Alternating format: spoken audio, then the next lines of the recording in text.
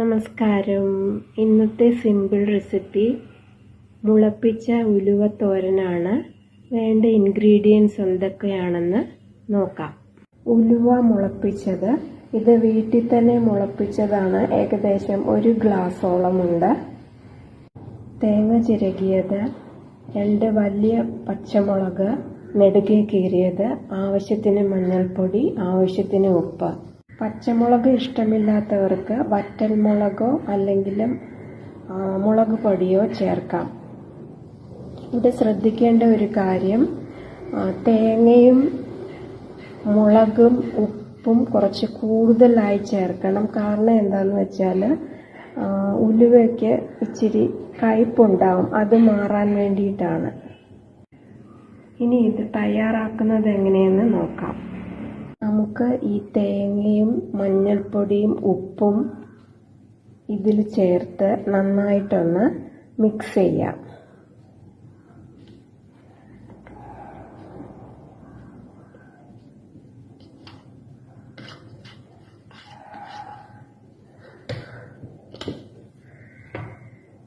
അടുത്തതായിട്ട് മഞ്ഞൾപ്പൊടി, അടുത്തതായിട്ട് ഉപ്പ്,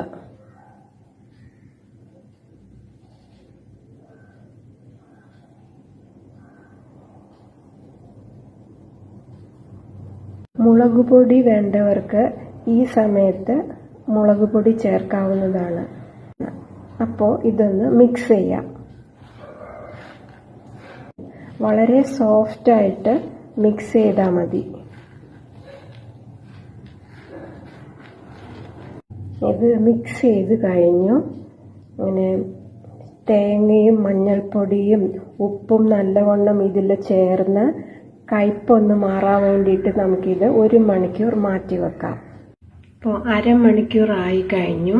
ഇനി നമുക്ക് അടുത്ത സ്റ്റെപ്പിലോട്ട് കടക്കാം. ചീനച്ചട്ടി എടുത്തു. ഇനി നമുക്ക് ഈ പച്ചമുളകൊന്ന് മൂപ്പിച്ചെടുക്കാം. കുറച്ച് എണ്ണ ഒഴിച്ചു കൊടുക്കാം.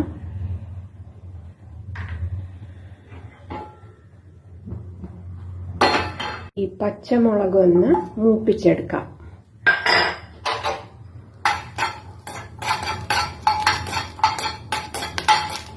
അടുത്തതായിട്ട് കടുക് താളിക്കാം.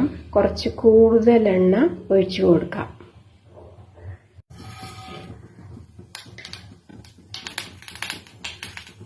കടുക് ഏകദേശം പൊട്ടിക്കഴിഞ്ഞു. ഇനി ഗ്യാസ് ഓഫ് ചെയ്യാം. ഇതിലേക്ക് ഇനി ഉലുവ മിക്സ് ചെയ്തത് ചേർക്കാം.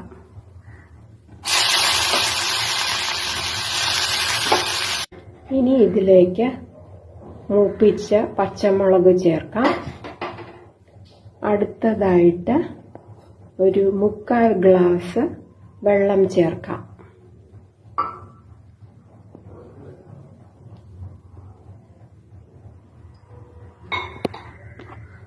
നന്നായിട്ടൊന്ന് മിക്സ് ചെയ്ത് കൊടുക്കാം.